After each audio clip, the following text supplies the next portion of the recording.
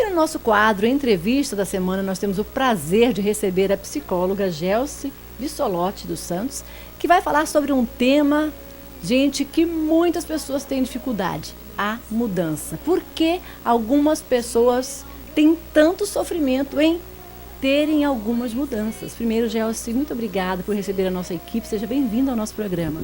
Eu que agradeço. É um prazer estar contigo mais uma vez. E agradeço a confiança, a lembrança e sou feliz por estar contigo.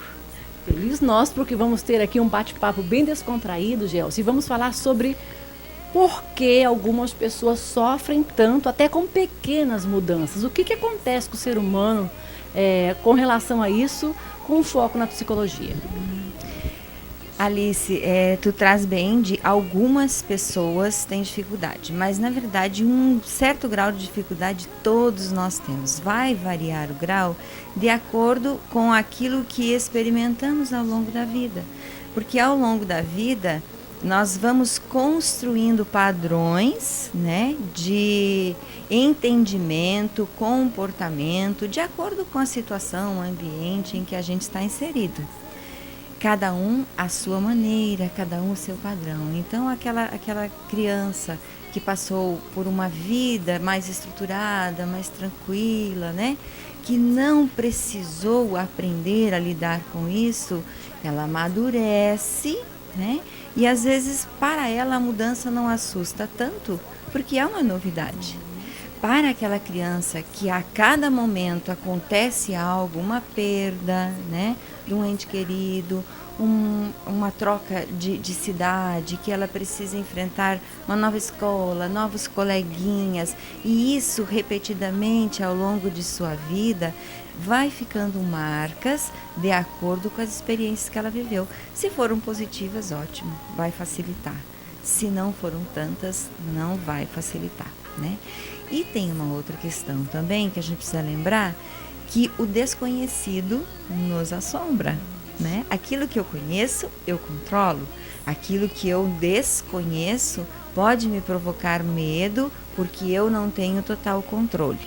Então, toda mudança tem aspectos positivos, aspectos negativos, e há algumas que são neutras, e mesmo assim, a gente dá a elas, né, aspectos positivos ou negativos. Vou te dar um exemplo.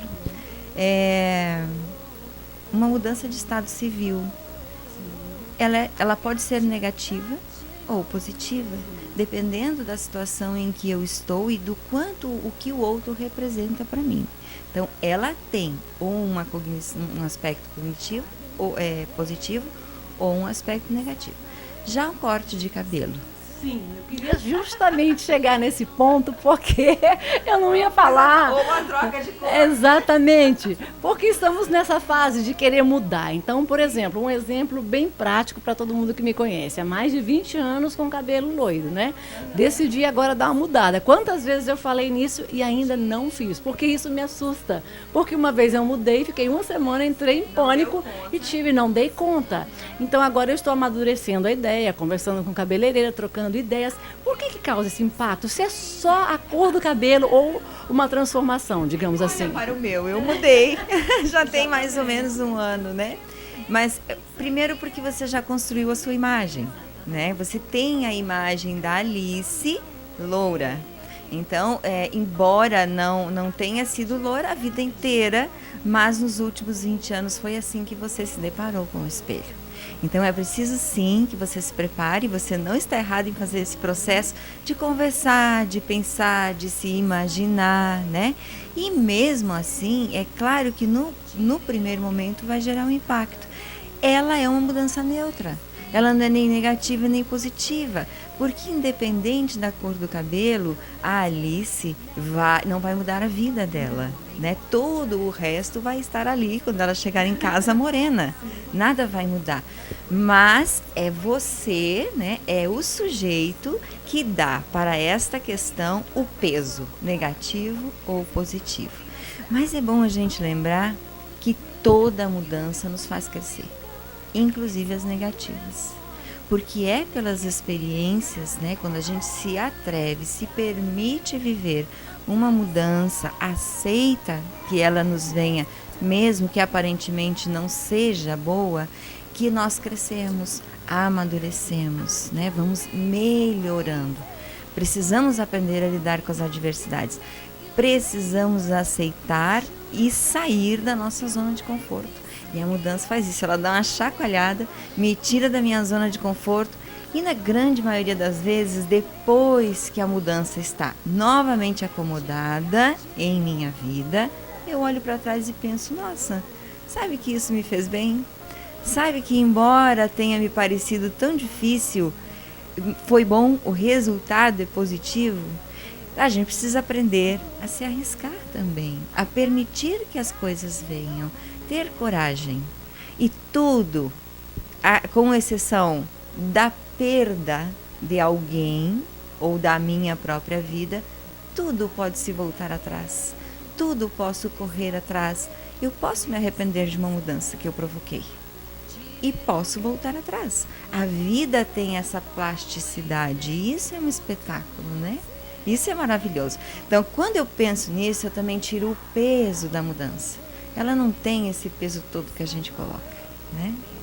Gelson, eu queria te perguntar o seguinte, se eu tenho um pai, uma mãe, não especificamente eu, né? Estou dizendo de um modo em geral, que tem essas resistências à mudança, por exemplo, mudar os móveis de lugar. Tem gente que tem uma facilidade muito grande, tem gente que não, a casa está sempre do mesmo jeitinho, né? Mudar de trabalho, como nós falamos aqui, mudar a cor do cabelo, mudar de escola, enfim, são várias mudanças que acontecem e que são necessárias em nossa vida. Se eu tenho pais que têm essas resistências em mudar, eu também vou ter essa resistência ou isso não é hereditário? Não, não necessariamente. Como nós falamos no início da nossa conversa, cada ser tem a sua estrutura psíquica e a estrutura psíquica não nasce pronta. Claro que nós trazemos marcas, né? Trazemos algo conosco, mas ao longo desta vida, neste momento, nós vamos também vivenciando questões que vão nos moldando. Então, eu tenho a minha estrutura, você tem a sua. Então, quando eu penso nos meus pais, você nos teus, né? O telespectador nos deles, qual foi a história de vida do meu pai e de minha mãe, né? Por que eles têm às vezes mais resistência, mais dificuldade?